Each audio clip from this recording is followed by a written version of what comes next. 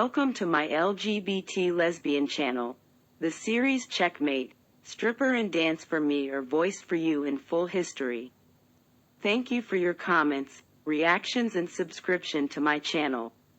Have a nice day everyone. In the description under each video there is a link to the LGBT dating Telegram channel. Subscribe and find your other half in life. But where was Lauren? Looking for me? I heard her raspy voice so close, making my entire body shiver. I was just thinking about you, I said smiling, until I turned around to face the woman, and wow, she was simply breathtaking. Lauren was wearing a red dress, loose but divinely elegant. The color contrasted with her pale skin, her hair was loose and wavy, on her feet high heels with a light color. The makeup highlighted her green eyes and her lips covered by a blood-red lipstick. "Do you like it?" she asked smiling. "You look very beautiful." "You surely look way more beautiful, Miss Cabello." I blushed instantly, noticing her eyes travel down my body.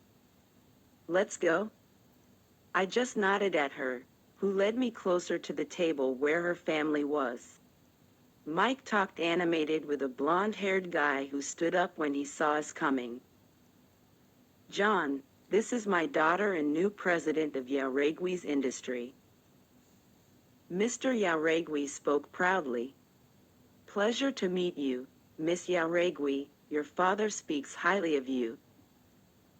"The pleasure is mine. And this is my daughter's right arm at the company, Miss Cabello."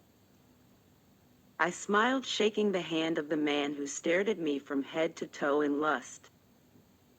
"Nice to meet you, miss." I looked at Lauren, who stared at me, seeming to understand the situation. "We are going to see the other guests and then we'll come back." We left the men's side quickly. "Is it just me or did he practically swallow you with his eyes?" I just smiled, embarrassed, and shook my head. Lauren then didn't mention the subject again. She led me to her relatives and close friends, and politely introduced me. Some welcomed me with smiles, others with curious looks and even bothered. I stayed a few instants chatting with two very lively ladies who claimed to be Mike's aunts, while Lauren strolled among the guests. "Are you Lauren's girlfriend?" the elder asked, making me choke on my drink. "No ma'am, we only work together." "Really? I thought you were always together," and Lauren looks at you differently. "She does?" I asked, intrigued. "Yes, I know that girl. She's not amiable like this with simple work colleagues." "Maybe she has changed, Mrs. Edith, nothing more." The lady shrugged and smiled. I looked at Lauren, who was talking with two girls, and I wasn't liking it at all. I knew that. Lauren wasn't always a serious woman. By Vero's comments, she had already messed around a lot. What was none of my business, of course, I thought as I drank the rest of the liquid in my glass. "Miss Cabello?" I turned around to find the blonde guy from a few moments ago. I smiled humorlessly, and then he approached. "Yes? Another drink?" He offered me a glass of champagne. "Thank you so much." I took the glass from his hand, and the man came to my side, leaning against the counter behind me. "I can make you company, right? It doesn't seem right to leave such a beautiful woman as yourself alone." "Yes, you can, of course." "So, how long have you been working with the Jaureguis?" "A few years already. Actually, I met them this weekend." He looked at me surprised. "All this time and you only met them now?" "Yes, I work in the company headquarters in Miami, and well, I'm Lauren's secretary." "Right, and since she is the new president, you only started working with her recently." "Exactly." I took a sip from my drink and looked at Lauren, who stared at me briefly.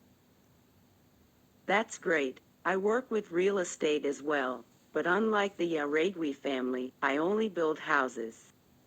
This one, for example, was my creation. It's a beautiful house. I can make yours one day. I promise it will be one of the best. I just smiled awkwardly. Don't laugh, I'm serious. If you want, I'll do it here. I know a great residential condominium here. That, by the way, is where. Live. You'll have me as a neighbor, Miss Cabello. You won't even need to go back to Miami with Lauren. He was hitting on me. I don't think it will be necessary, John. If she came with me, she will go back with me the same way. I heard Lauren's voice again. If she likes the place and the companionship, there's no reason to go, right? She'll already have me as a friend. Don't worry, John, before you she has me, and I believe to be enough. Lauren spoke, putting one of her hands possessively around my waist. I confess to have loved that attitude. Was it jealousy? The man didn't say anything, just smiled at me and raised his glass in a greeting to then leave. He was bothering you, right? A little. Stay beside me, Camila, don't roam around. Unless you want to give him a chance. I don't. Well then, stay with me. I bet that at this moment he must be thinking that we have something. He probably is, I said, smiling. I don't care, I don't mind that he thinks that, do you? No. Lauren then extended me her arm so that I would intertwine with mine. I was surprised by her attitude, but I joined her. We all sat at the table where most people were. Dinner had already been served. And everything extremely inspected by Taylor. Tell me that everything looks right in this dinner. Taylor whispered to me. Everything looks wonderful, Tay, don't worry. Perfect. How are things with John? He is eating you with his eyes, she said, suppressing a smile. I don't want anything with him, Taylor. I know, and Lauren would never let it happen, right? She is watching you like a watchdog. I let out a chuckle at the girl, who laughed amused. Can I know what you are laughing about? It was Lauren's turn to whisper. Secrets, sis, secrets. Lauren's eyes narrowed at us, but she didn't say anything. Dinner went perfectly. We stayed a few hours in an entertaining conversation with Mike and the guests. The man seemed to be very happy this evening. Actually, everyone was. Even Lauren's brother was there, and for general surprise he was spruce and polite. We want a speech, Mike. YESSSS, a beautiful speech. Some people said to the man, who refused until he couldn't anymore. Very well, I will say a few words to you. First, I want to thank you all for being present here, my friends and family. I want to thank in particular my wife and children. You are what keeps me alive and strong. Thank you for making me a happy man even in the hardships that life has thrown at me. I love you with all my being. Thank you for this wonderful evening in the presence of each one of you. All guests applauded and toasted in celebration of Mike's life.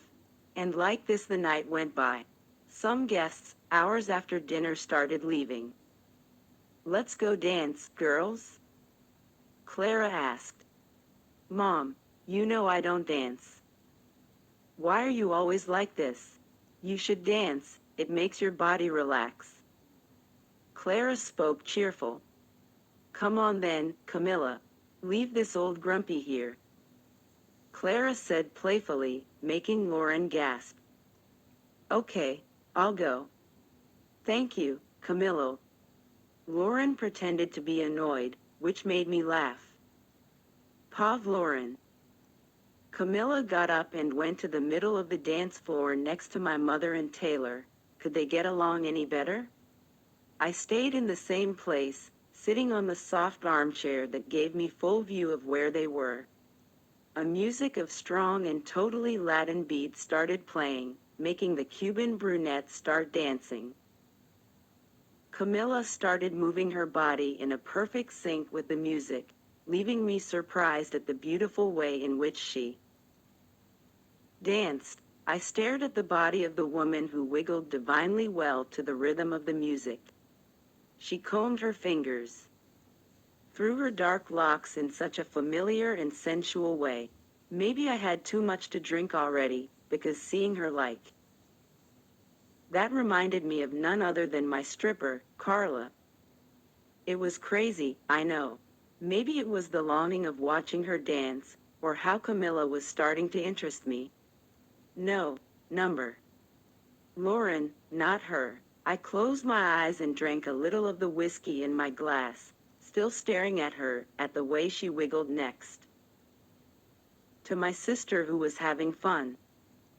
Camila had a broad smile on her face. She seemed to be liking everyone here.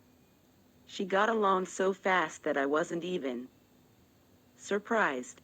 The young lady was great at bonding, and maybe because of that men were always after her. I thought as I looked at John, who left the house accompanied by my father, to my delight. I didn't know how to explain the bother of seeing him on top of her all the time. I only knew one thing, with her he certainly wouldn't stay. In the description under each video there is a link to the LGBT dating Telegram channel. Subscribe and find your other half in life.